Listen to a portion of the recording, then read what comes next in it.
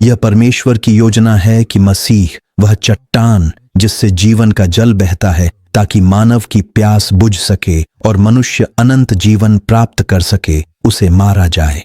सिर्फ एक बार। जिसे एक बार मारा गया है उसे बार बार मारने की आवश्यकता नहीं है। मसीह वह चट्टान को मानव जाति के पाप के लिए केवल एक बार मारा गया था। दैनिक ध्यान। छड़ी लो। तुम और तुम्हारे भाई हारून सभा को इकट्ठा करो। उनकी आंखों के सामने चट्टान से बात करो और वह अपना जल देगी। इस प्रकार तुम उनके लिए चट्टान से पानी निकालोगे और सभा तथा उनके पशुओं को पानी पिलाओगे। गिनती 20 पद 8। इज़राइल के लोग कादेश में ठहरे और उनके पास पीने के लिए पानी नहीं था। तब इज़राइल के लोग मूसा और हारून के विरुद्ध इकट्ठा हुए और उनसे विवाद करने लगे। वे कुड़कुड़ाते हुए बोले, काश हम भी उसी समय मर जाते जब हमारे भाई प्रभु के सामने मरे थे। तुमने प्रभु की सभा को इस जंगल में क्यों ले आए हो कि हम और हमारे पशु यहां मर जाएं?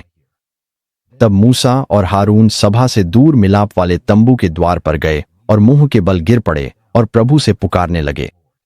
तब परमेश्वर ने मूसा से कहा, चट्टान से उनके सामने बोलो और वह अपना पानी दे देगी। इस प्रकार तुम उनके लिए चट्टान से पानी निकालोगे और सभा तथा उनके पशुओं को पानी पिलाओगे। इससे पहले जब वे रेफिदिम में ठहरे हुए थे तब उनके पास पीने के लिए पानी नहीं था। इज़राइलियों ने मूसा से झगड़ा किया और कहा, हमें पानी दो ताकि हम पी सकें। तब मूसा ने प्रभु से पुकार लगाई। तब प्रभु ने कहा, मैं चट्टान पर तेरे सामने खड़ा रहूंगा और तू चट्टान पर डंडा मारना, तब उसमें से लोगों के पीने के लिए पानी निकलेगा। मूसा ने वैसा ही किया और परमेश्वर ने चट्टान से पानी निकाला।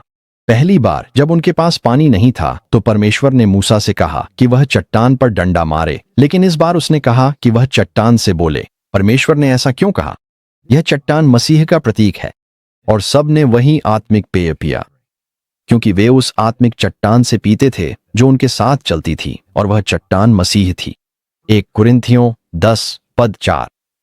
यह परमेश्वर की योजना है कि मसीह वह चट्टान जिससे जीवन का जल बहता है ताकि मानव की प्यास बुझ सके और मनुष्य अनंत जीवन प्राप्त कर सके, उसे मारा जाए।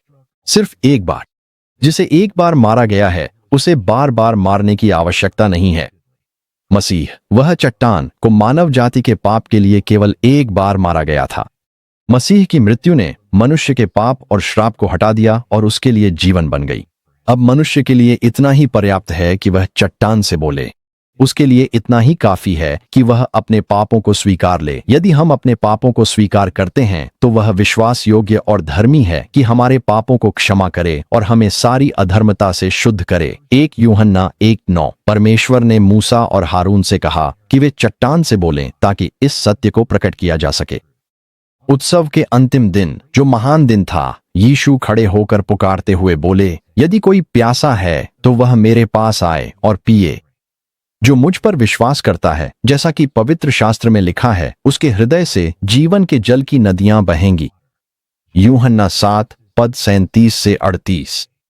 प्रभु यीशु मसीह का अनुग्रह, पिता का प्रेम और पवित्र आत्मा की सहभागिता आपके साथ बनी रहे। आमीन।